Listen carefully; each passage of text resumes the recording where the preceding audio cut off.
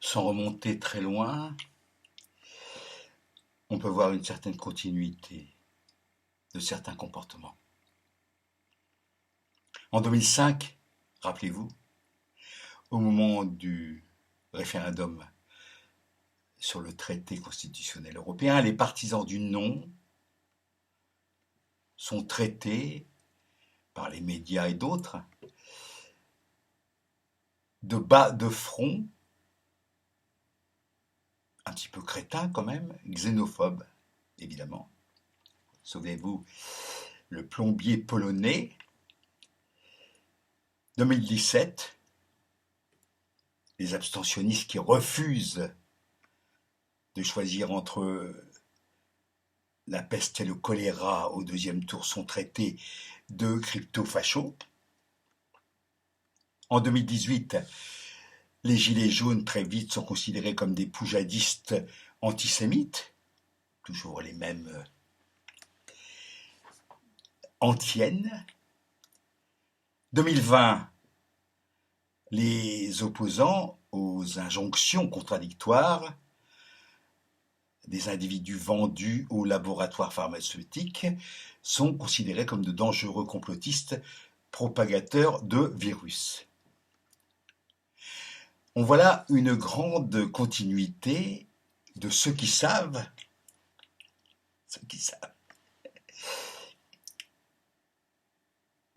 le mépris et la morgue envers ceux qui ne sont rien. On peut considérer que ces comportements ressortissent de ce qu'on peut appeler l'éducation bourgeoise, pour faire simple, même si elle est petite bourgeoise d'ailleurs.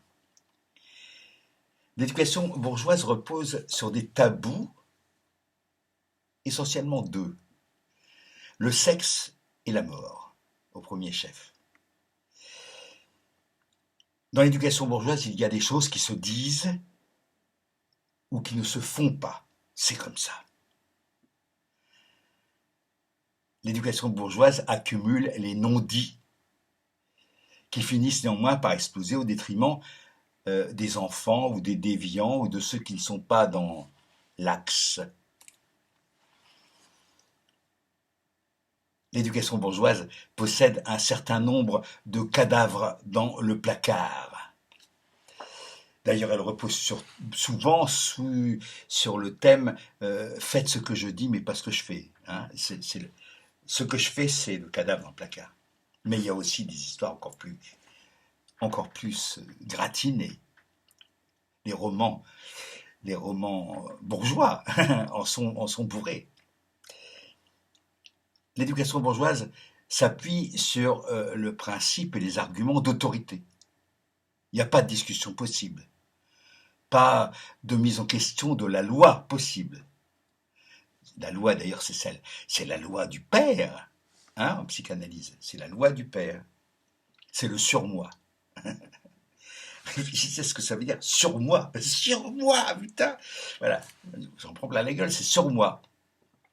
La loi du père, même si c'est purement symbolique, parce qu'il y a des pères qui sont pas du tout comme ça, en psychanalyse, c'est une image, c'est un symbole. La loi. Voilà. À propos, combien de femmes présidentes de la République dans ce joli pays des droits de l'homme, hein, au fait. Alors, l'éducation bourgeoise joue volontiers de la culpabilisation des déviants. Ça, c'est classique, hein. Depuis que le monde est monde et qu'il y a une bourgeoisie, on culpabilise les déviants. C'est très bien. Même au besoin, on les enferme. C'est très formidable. Il n'y a pas qu'au goulag qu'on enferme des déviants. Il y a aussi des hôpitaux psychiatriques en France où on enferme des gens. Il suffit de demander, hein.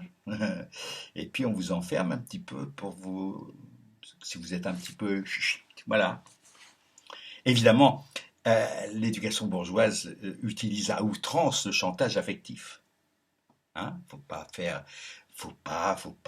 faire mal à maman, faut pas faire mal à papa, il faut pas faire pleurer les bonnes gens. Tout ce qui s'oppose à l'éducation bourgeoise est considéré comme vulgaire.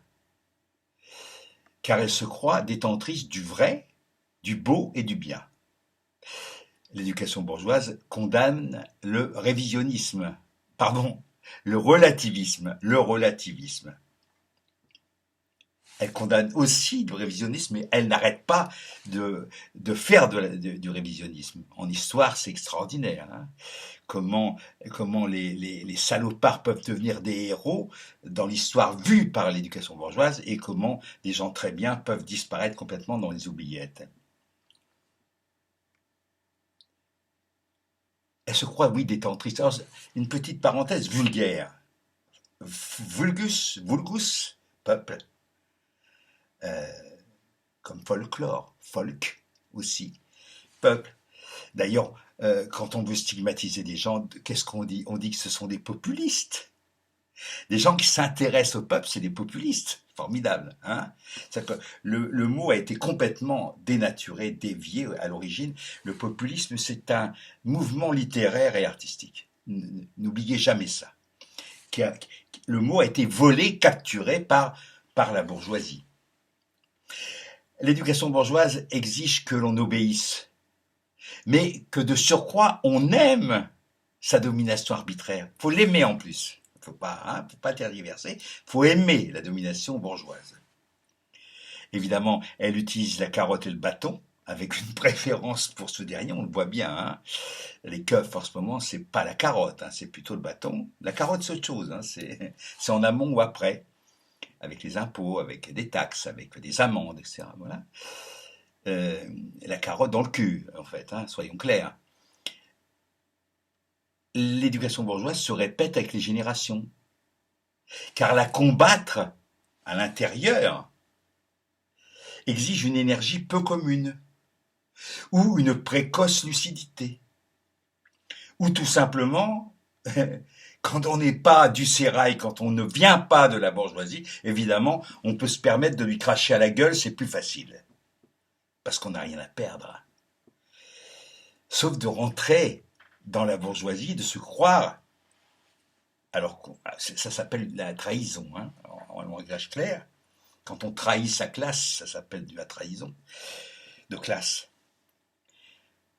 Moi, j'ai pas eu à trahir ma classe. Hein. Voilà. Depuis le début, je suis contre la bourgeoisie, qui n'est pas ma classe. Je le répète.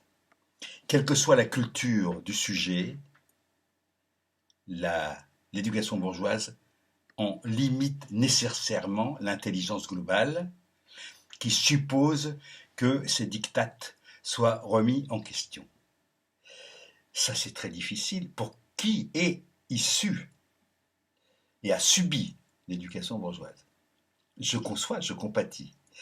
Mais je dis, essayez, quoi. Essayez de secouer le cocotier. Vous allez voir.